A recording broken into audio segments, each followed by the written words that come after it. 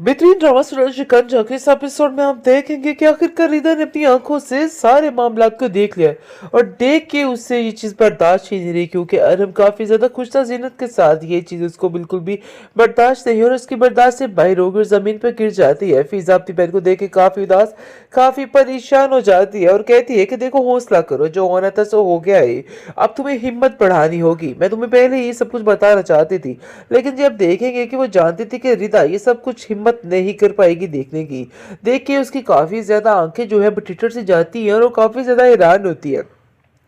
लेकिन इन सब चीजों को देख के रानी काफी ज्यादा खुश होती है और कहती है कि देखो फिजा, तुम्हारे साथ भी यही इनकरीब होने वाला है और ये बात तुम बड़े अच्छे तरीके से जानती हो कि आखिर जो कुछ मैं करती हूँ ना, वो मैं करके रहती हूँ और ये बात मैंने ठान ली है, इसलिए तुम्हें फिक्र करने की कोई जरूरत नहीं है। दूसरी तरफ जब देखेंगे कि रिदा कहती है कि आखिर ऐसा कैसे हो सकता है, मुझे तो यकीन ही नहीं आ रहा। दोनों बहनों की किस्मत फूटी, दोनों अपनी किस्मत फूटी पे रो रही है और कहती है कि आखिर ये सब कुछ क्या हो गया, कैसे कोई ऐसे किसी के साथ कर सकता है। मुझे तो इस चीज़ का यकीन ही नहीं आ रहा, क्योंकि फिजा की जिंदगी भी तबाही की तरफ आती जा रही है और ये रानी जो है उसको किसी भी तरह से सुकून नहीं लेने देती और कहती है कि अब देखना मैं इस लड़की का क्या हश्र करती, इसने आखिर मेरे साथ इस किस्म का पंगा लेने की कैसे जरूरत की है। इसको बिल्कुल भी किसी चीज़ का लिहाज नहीं है और उसको ये सब कुछ नहीं करना चाहिए था। आप देखेंगे कि वो कहती है कि देखो रानी, मैं तुम्हें साफ साफ समझाने की कोशिश कर रही हूँ कि तुम जो कुछ कर रही हो ना उन दोनों बेचारी बच्चियों के साथ, ये सरासर ज्यादती और बहुत बड़ा जुल्म है। तुम्हें ऐसा नहीं करना चाहिए। वो दोनों यानी कि बहुत ज्यादा परेशान है और तुम्हें इन चीजों को समझना चाहिए। पहले जब देखेंगे कि रानी अपनी माँ को साफ साफ जवाब देती है और कहती है कि नहीं, मुझे किसी की नसीहत की कोई भी जरूरत नहीं है, तो बेहतर यही है कि आप मुझे इस किस्म की नसीहत ना ही करें तो बेहतर है। बहुत ज्यादा गुस्से में आ जाती है रिदा और कहती है कि मुझे पहले ही तुम्हें सब कुछ बता देना चाहिए था, लेकिन मुझे इस बात का काफी ज्यादा अफसोस है कि जो कुछ भी हुआ है आखिर ये सब कुछ कैसे कर सकता है हम। लेकिन जी आप देखेंगे कि रानी इस बात को लेकर काफी ज्यादा खुश है और कहती है कि मुझे इस बात की काफी ज्यादा खुशी है और यकीन मानो कि आज मुझे दिली सुकून मिल चुका है, सबको सब पता चल जाएगा। तो इसलिए बेहतर यही है कि अब इनको अपनी मर्जी करने दो। रानी अपना राज जगाने के लिए ये सब कुछ कर रही है। पहले तो उसने साकिब का दिमाग भरा, फिर उसके बाद अब जरून का दिमाग भरना शुरू हो चुकी है और उसको कहती है कि देखो, इस बेबुनियाद से मकसद को ख़त्म कर डालो, क्योंकि ऐसा कुछ भी नहीं। और क्यों तुम ये सारी चीज़ों के पीछे भाग रहे हो, ऐसा करने से कुछ भी हासिल नहीं होगा। फिजा काफ़ी चालाक लड़की है और काफ़ी होशियार है और वो कुछ भी कर सकती है, तो बेहतर यही है कि उस लड़की पर इन सारे मामलात पे यकीन न किया जाए। वो इस काबिल नहीं है कि उसका एतबार किया जाए। जिस पर वो भी साफ साफ कह देता है कि वाकई तुम्हारी बात ऐसा लग रहा है कि कहीं ना कहीं दुरुस्त है, लेकिन अब मैं क्या कर सकता हूँ, मैं भी तो मजबूर हूँ। लेकिन वो साफ साफ कहती है कि मजबूरी की कोई बात नहीं है, तुम्हारी बहन अभी जिंदा है, सारे मामले को खुद ही हैंडल कर लेगी, इसलिए तुम्हें परेशान होने की कोई भी ज़रूरत नहीं है, मैं खुद ही सब कुछ संभाल लूँगी। लेकिन ऐसा अभी कुछ भी नहीं हुआ है, जो बात आगे फैला दी गई है। मतलब यह है कि वो अंगूठी को वापस कर दिया गया और बता दिया गया है कि यहाँ पे रिश्ता जोड़ना उनके लिए सरासर हमाकत से कम नहीं है। तो बेहतर यही है कि अपने दिमाग से ये फजूल बातें निकाल के हर चीज़ को अपने कंट्रोल में किया जाए। किस तरीके से अब जाकर समझ आ रही है रानी को कि उसने क्या करना है क्या नहीं। वो रीता को कहती है कि अपनी बहन के दिमाग अच्छे तरीके से भर दो और उसको बोलो कि अपने दिमाग से ये सारी फजूल बातें निकाल दे, क्योंकि जैसा वो सोच रही थी ना वैसा कुछ भी नहीं होने वाला और मैं ऐसा हरगिज़ होने नहीं दूंगी।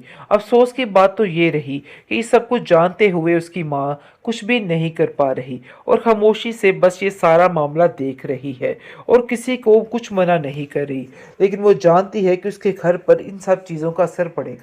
आखिरकार फिजा ने इस हकीकत को तस्लीम कर ही लिया है कि जरूर उसके साथ ज़्यादा देर तक नहीं चल सकता है, क्योंकि इस किस्म की रानी ने शैतानबाजी की है, अंदर के हर चीज़ ख़त्म हो गई है।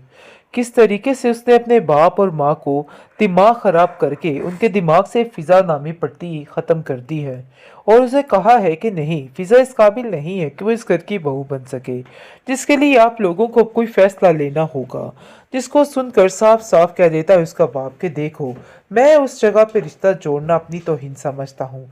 ज़ारून को चाहे बुरा लगे या अच्छा लगे, मैं इस चीज़ के लिए बिल्कुल भी राज़ी नहीं हूँ।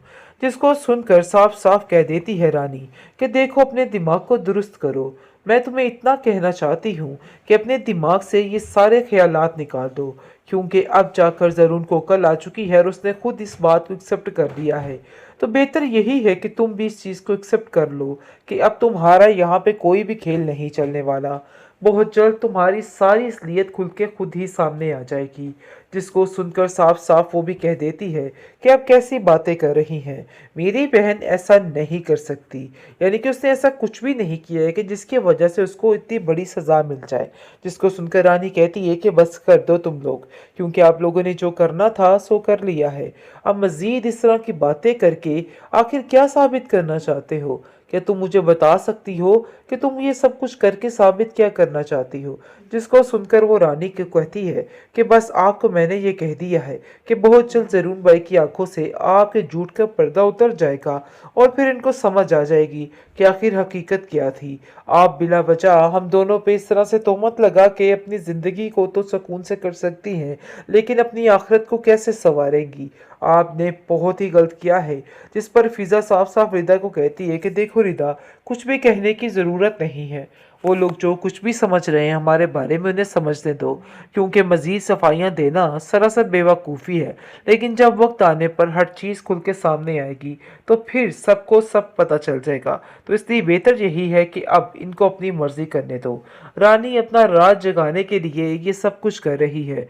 पहले तो उसने साकिब का दिमाग भरा, फिर उसके बाद अब ज़रून का दिमाग भरना शुरू हो चुकी है और उसको कहती है कि देखो, इस बेबुनियाद से मकसद को ख़त्म कर डालो, क्योंकि ऐसा कुछ भी नहीं। और क्यों तुम ये सारी चीज़ों के पीछे भाग रहे हो? ऐसा करने से कुछ भी हासिल नहीं होगा। फ़िज़ा काफ़ी चालाक लड़की है और काफ़ी होशियार है और वो कुछ भी कर सकती है, तो बेहतर यही है कि उस लड़की पर इन सारे मामलात पे यकीन ना किया जाए। वो इस काबिल नहीं है कि उसका एतबार किया जाए।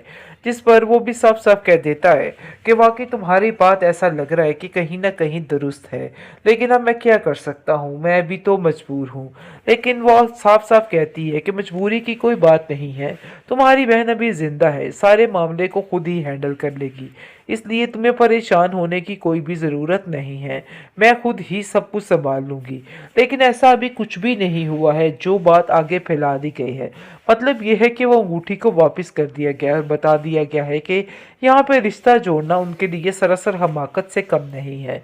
तो बेहतर यही है कि अपने दिमाग से ये फ़ज़ूल बातें निकाल के हर चीज़ को अपने कंट्रोल में किया जाए।